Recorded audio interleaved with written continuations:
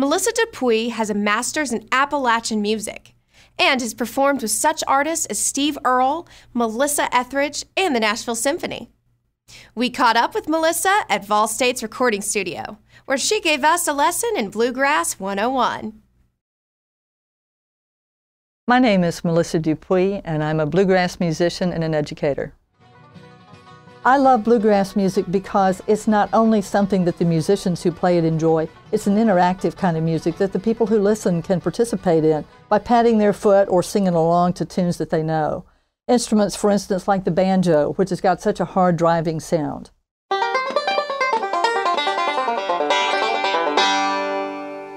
And then there's the fiddle that takes up the bulk of the instrumentation.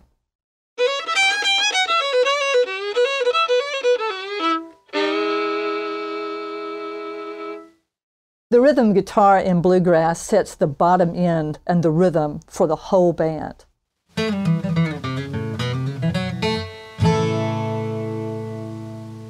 And finally, the mandolin, which also can play the hard driving stuff, but it can also play a sweet waltz.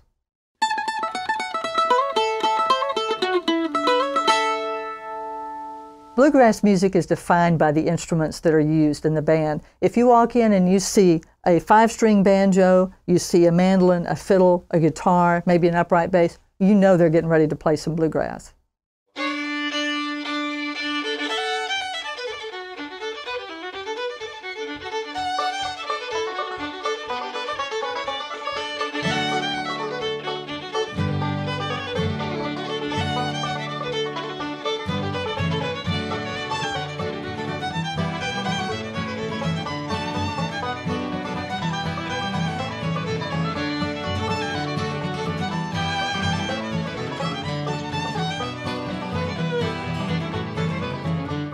A lot of people think that bluegrass music is an old form of music, and it really isn't. It's only maybe 70 years old or so. And it developed from the earlier types of music, like Appalachian music, as well as the old-time music tradition. When you see the banjo, that is the definitive bluegrass instrument. You know what kind of music you're going to hear when you see it. Its playing style is very different, though, from the earlier styles, such as clawhammer, which didn't use picks.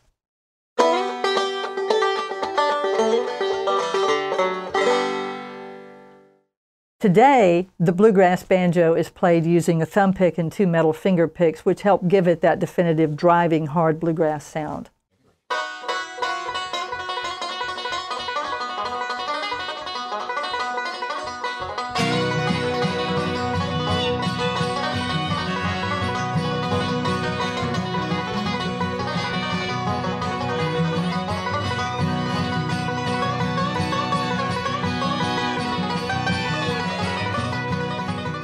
Bluegrass music lends itself to jam sessions because we all know these songs. Anybody who loves bluegrass or traditional music, we all know these fiddle tunes and standard bluegrass songs.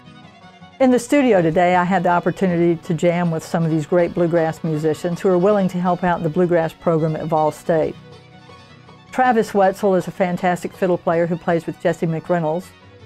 Pam Gadd is an award-winning bluegrass singer and songwriter.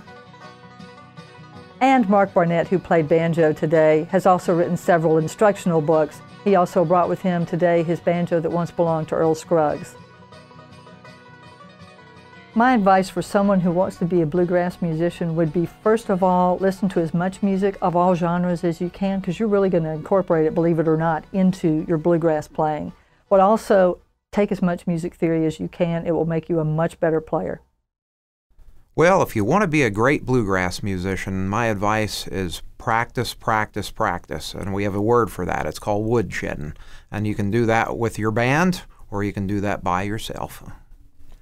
Well, I think listen carefully to great recorded material, really, to get the inspiration and train the ears for timing and taste and tone and style. I think really great players know when to play and when not to play. They give it their all when they play, but then they back off and they fill really in between and let the other person shine. Traditionally, people have learned to play bluegrass in an informal setting, such as the jam we had today. It could be from family or friends that they learned to play an instrument.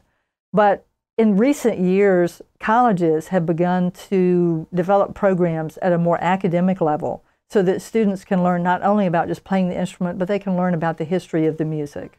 Schools like ETSU, which now has a 4-year program, and Volunteer State, which now has a 2-year minor in bluegrass. Last time I saw Cindy, she's standing at the door, shoes and stockings in her hands, her feet all over the floor. Get along home, Cindy, get along home. Get along home, Cindy, I'll marry you someday.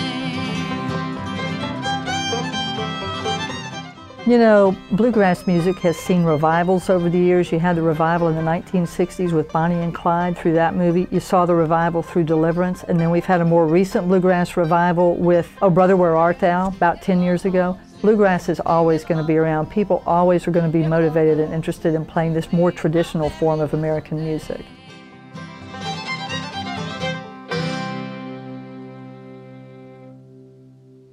Thanks, Melissa.